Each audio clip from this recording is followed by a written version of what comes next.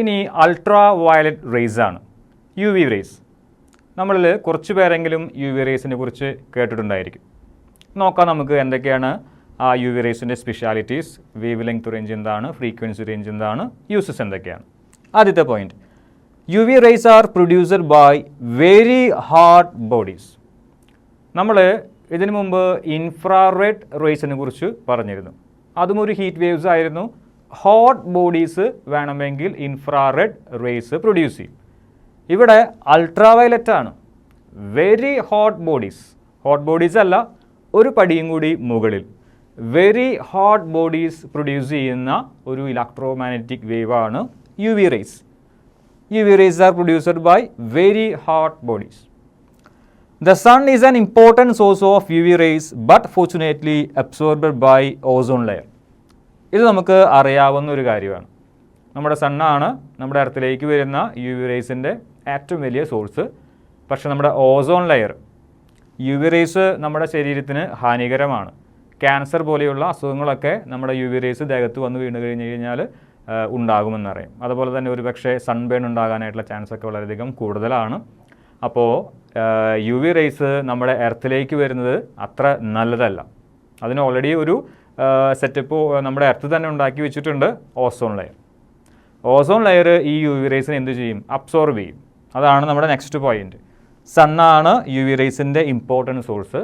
പക്ഷേ നമ്മുടെ ozone layer എർത്തിലേക്ക്, യു വി റേസിനെ എർത്തിലേക്ക് വരാതെ അബ്സോർബ് ചെയ്യുന്നുണ്ട്.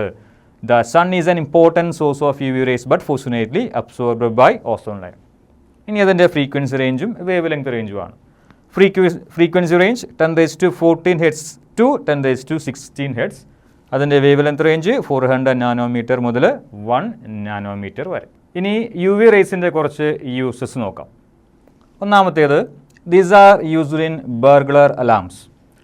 നമ്മൾ സാധാരണ ചില മൂവീസിലൊക്കെ കണ്ടിട്ടുണ്ടായിരിക്കും പല വിലപിടിപ്പുള്ള വസ്തുക്കളൊക്കെ നമ്മളിങ്ങനെ സൂക്ഷിച്ച് വെച്ചിരിക്കുന്നത്. നമ്മൾ അവിടെ കൈകൊണ്ട് തൊടാനെങ്ങാനും ശ്രമിച്ചു കഴിഞ്ഞാൽ അപ്പോൾ തന്നെ അലാം ആക്ടിവേറ്റ് ആവും.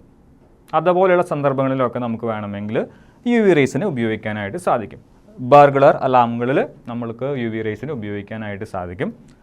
These are used to study molecular structure. മോളിക്യൂൾസിനെ കുറിച്ചും ആറ്റങ്ങളെക്കുറിച്ചൊക്കെയുള്ള സ്റ്റഡി, അതിനുവേണ്ടി നമുക്ക് യു വി റേസിനെ ഉപയോഗിക്കാം. U V lamps are used to kill germs in water purifiers. ഈ മൂന്നാമത്തെ പോയിൻ്റ് ഒരുപക്ഷെ നമുക്ക് പരിചിതമായിരിക്കും.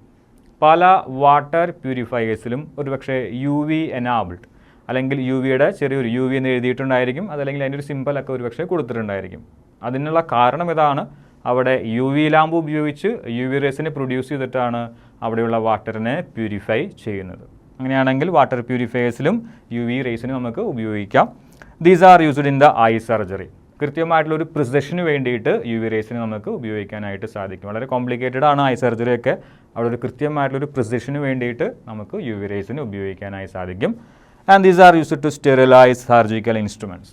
സാധാരണഗതിയിൽ വളരെ പണ്ട് കാലത്തൊക്കെ സർജിക്കൽ ഇൻസ്ട്രുമെൻറ്റ്സ് ഒക്കെ സ്റ്റെറിലൈസ് ചെയ്തിരുന്നത് ചൂടുവെള്ളം ഉപയോഗിച്ചിട്ടായിരുന്നു. 100 ഡിഗ്രി സെൽഷ്യസിലേക്ക് വാട്ടറിനെ ബോയിൽ ചെയ്യുകയും അതിലേക്ക് സർജിക്കൽ ഇൻസ്ട്രുമെൻറ്റ്സ് ഇട്ടിട്ട് അതിനെ സ്റ്റെറിലൈസ് ചെയ്യുകയുമാണ് ചെയ്തിരുന്നത്.